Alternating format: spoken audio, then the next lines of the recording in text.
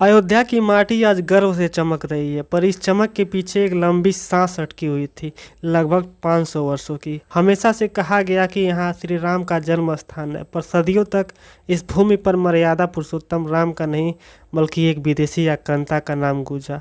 सोचिए, रामलला को एक टेंट, एक छप्पर के नीचे बैठना पड़ा। चारों ओर लोहे के बैरिकेड थे, मानो राजा अपने ही घर में कैद हो।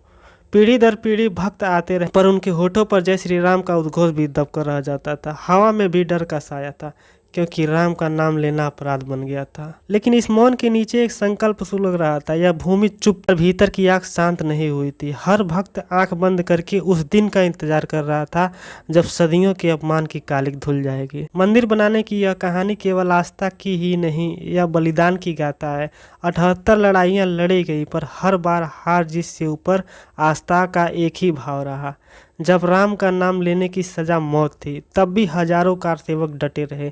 उनके संकल्प ने इस संघर्ष को जिंदा रखा। क्या आप जानते हैं, यह जो केसरिया ध्वज आज आसमान में लहरा रहा है, इसका रंग कहाँ से आया? वो 1990 का खूनी मंजर, जब रामलला के सामने खड़े कोठारी बंधुओं शरद और रमेश पर गोलियां चली। उनका लहू पवित्र सरियों में बहा। यह भगवा रंग उन्हीं बलिदानों का मूल्य है। यह लाखों माओं के आंसुओं और अनगिनत भक्तों के तप का परिणाम है। यह ध्वज केवल कपड़े का टुकड़ा नहीं है, यह 5 सदियों की प्रतीक्षा का प्रमाण है। संघर्ष की रात बहुत लंबी थी, पर अंततः सूर्योदय हुआ। 22 जनवरी 2024 को रामलला अपने भव्य सिंहासन पर विराजे। भारत का आत्मविश्वास और गौरव लौट आया। और आज 25 नवंबर 2025 का यह दिन, मंदिर की पूर्णता की अंतिम घड़ी की सुई रुकी 11:52 पर और शुरू हुआ अभिजीत मुहूर्त, विजय का वो शुभ क्षण। 22 फीट लंबी, 21 फीट चौड़ी केसरिया ध्वजा 161 फीट ऊंचे शिखर के ऊपर चढ़ने लगी।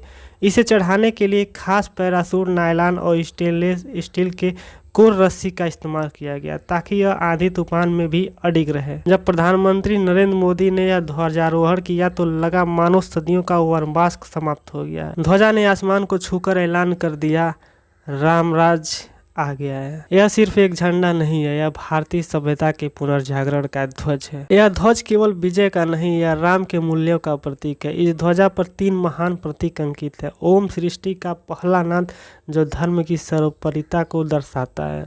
सूर्य का चिन्ह, भगवान राम के सूर्य वंश का गौरव है। कोविदार वृक्ष अयोध्या की राजसत्ता का प्राचीन प्रतीक है, जो याद दिलाता है कि जब हम अपनी जड़ों से कट जाते हैं तो अपना वैभव खो देते हैं। यह मंदिर परिसर आज केवल रामलला का निवास नहीं है, यह भारत की सामूहिक शक्ति का केंद्र है। यहीं पर निषाद राज, माता सबरी और अन्य ऋषियों के मंदिर बने हैं।